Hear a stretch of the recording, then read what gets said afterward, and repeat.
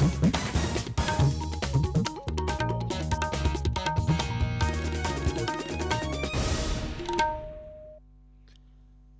آکاشوانی ہے۔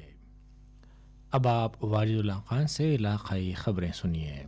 سب سے پہلے سرخیاں۔ حیدرآباد کی جوبلی ہلز پولیس نے وزیر اعلیٰ چندر شیکھر راؤ کی صحت کے موقف کے بارے میں جھوٹی معلومات اور افواہیں پھیلانے پر ایک مقامی تیلگو روزنامے کے ایڈیٹر کے خلاف معاملہ درج کیا ہے۔ ایک ہفتہ طویل خود سے نافذ کردہ لاک ڈاؤن کے بعد بیگم بازار مارکیٹ کی دکانات کھلنے کے بعد یہاں کی تجارتی سرگرمیاں بحال ہو گئیں۔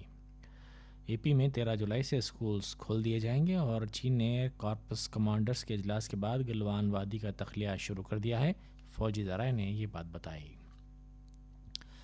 حیدرآباد کی جوبلی ہلز پولیس نے وزیر اعلیٰ چندر شیکھر راؤ کی صحت کے موقف کے بارے میں جھوٹی معلومات اور افواہیں پھیلانے پر ایک مقامی تیلگو روزنامے کے ایڈیٹر کے خلاف معاملہ درج کیا ہے۔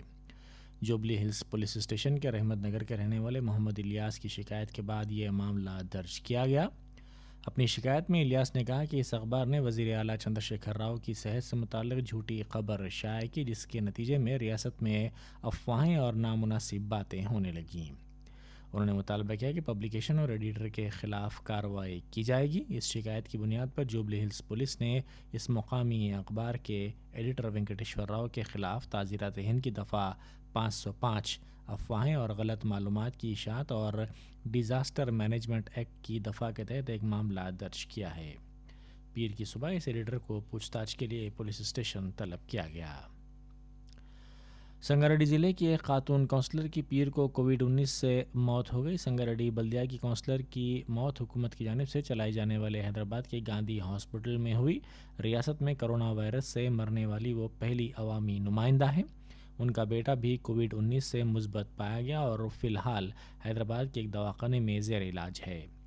کونسلر کی موت کے بعد عہدیداروں نے ان کے 14 ارکان خاندان کو الگ تھلگ کر دیا ہے اور ان کی صحت پر نظر رکھی جا رہی ہے۔ گریٹر حیدرآباد کے بعد کووڈ-19 کے دوسرے سب سے زیادہ مریض سنگاریڈی میں ہیں۔ ریاستی دارالحکومت سے متعلق سنگاریڈی ٹاؤن اور ضلع کے دیگر حصوں میں بیشتر سرکاری عہدیدار مثبت پائے گئے۔ اسی دوران سنگاریڈی ٹاؤن میں تحصیلدار اور اس کی بیوی بھی مثبت پائے گئے۔ عہدیدار اس بات کا پتہ چلانے کی کوشش کر رہے ہیں کہ انہوں نے کس سے رابطہ کیا تھا۔ ایک ہفتہ طویل خود سے نافذ کردہ لاک ڈاؤن کے بعد بیگم بازار مارکیٹ کی دکانات کھلنے کے بعد یہاں کی تجارتی سرگرمیوں کا احیا ہو گیا ہے۔ لاک ڈاؤن کے دوران مارکیٹ کی تقریباً 1500 دکانات بند کر دی گئی تھیں۔ بیگم بازار کرانہ مرچنٹس ایسوسی ایشن نے کووڈ-19 کے بڑھتے معاملات کے بعد گزشتہ ماہ اس مارکیٹ کو بند کرنے کا فیصلہ کیا تھا۔ دکانات کو آج کھولے جانے کے بعد بھاری ہجوم دیکھا گیا کیونکہ چھوٹے تاجرین ضروری اشیاء کی خریداری کے لیے مارکیٹ آنے لگے ہیں۔ ایسوسی ایشن نے ہر دن 9 بجے صبح تا 4 بجے شام ہی مارکیٹ کھلی رکھنے کا فیصلہ کیا ہے۔ لکشمی نارائنا راٹھی صدر بیگم بازار کرانہ مرچنٹس ایسوسی ایشن نے کہا کہ دکانات میں تمام احتیاطی اقدامات کیے گئے ہیں۔ تاجروں کو ماسک دیے جا رہے ہیں اور سینیٹائزرز استعمال کرنے کا مشورہ دیا جا رہا ہے۔ گاہکوں سے خواہش کی جا رہی ہے کہ وہ دکانات پر سماجی فاصلہ اور ماسک کے استعمال کو یقینی بنائیں۔ تاریخی چارمینار اور گولکنڈہ قلعہ عوام کے لیے ہنوز نہیں کھولے گئے ہیں کیونکہ یہ دونوں کووڈ-19 کے کنٹینمنٹ زونز کی یادگاریں ہیں۔ محکمہ آثار قدیمہ نے حال ہی میں کہا تھا کہ ملک میں اس کے تحت آنے والی تمام یادگاروں کو کھولا جائے گا۔ ملن کمار چوبے سپرنٹینڈنگ انجینئر محکمہ آثار قدیمہ حیدرآباد نے کہا کہ تلنگانہ حکومت کے حکم کے مطابق کنٹونمنٹ زونز کی یادگاروں کو نہیں کھولا جائے گا۔ تلنگانہ میں گزشتہ روز 1590 کووڈ-19 انفیکشن کے معاملات درج کیے گئے اور 7 اموات ہوئیں۔ اس طرح مثبت معاملات کی تعداد بڑھ کر 23,902 تک جا پہنچی۔ ہیلتھ بلیٹن کے مطابق حیدرآباد سے تعلق رکھنے والے 1277 افراد کووڈ-19 سے مثبت قرار دیے گئے ہیں جبکہ میڈچل ضلع سے تعلق رکھنے والے 125 افراد مثبت پائے گئے۔ صحت کے حکام نے 1167 افراد کو ڈسچارج کیا۔ اس طرح عروبہ صحت ہونے والوں کی تعداد 12,703 تک جا پہنچی جبکہ ریاست میں گھروں اور دواخانوں میں سرگرم معاملات کی تعداد 10,904 ہے۔ 1590 سرگرم معاملات میں سے GHMC اور میڈیچل کے علاوہ 82 کا تعلق رنگا ریڈی، 23 کا سوریا پیٹ، 19 معاملات کا سنگا ریڈی محبوب نگر، 14 کا نلگنڈا، 4 کا کریم نگر ونپرتی، 3 کا نظام آباد، میدک، نرمل، وقار آباد، کتا گڑم، جنگاؤں کا سے ہے۔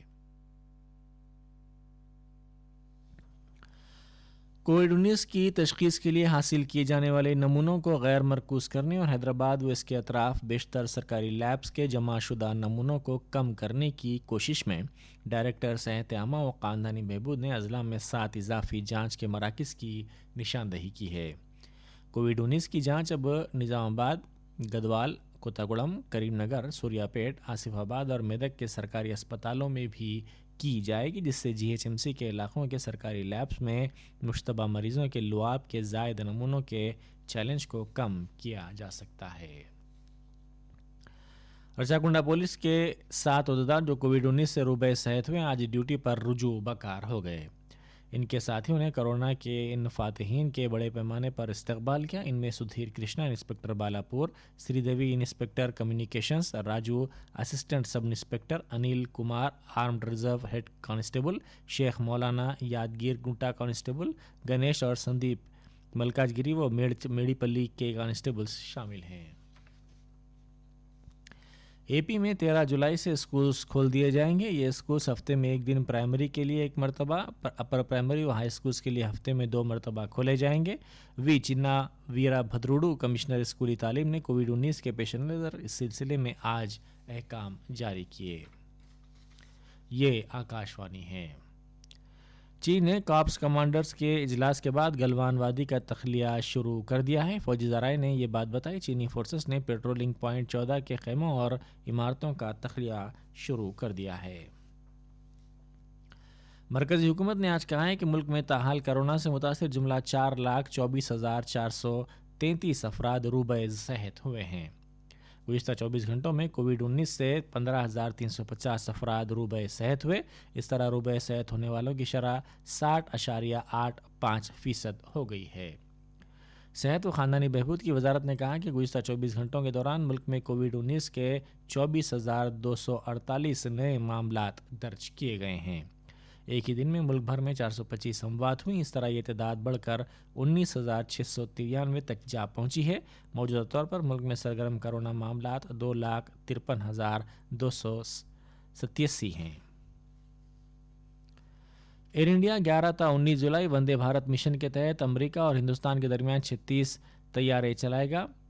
اپنے بیان میں ایئر انڈیا نے کہا کہ آج صبح 8 بجے ایئر انڈیا کی ویب سائٹ کے ذریعے ٹکٹس کی بکنگ کی جا سکے گی۔ وندے بھارت مشن کے چوتھے مرحلے کے تحت ایئر انڈیا کینیڈا، امریکہ، برطانیہ، کینیا، سری لنکا، فلپائن، کرغزستان، سعودی عرب، بنگلہ دیش، تھائی لینڈ، جنوبی افریقہ، روس، آسٹریلیا، میانمار، جاپان، یوکرین اور ویتنام کے لیے 170 فلائٹس چلائے گا۔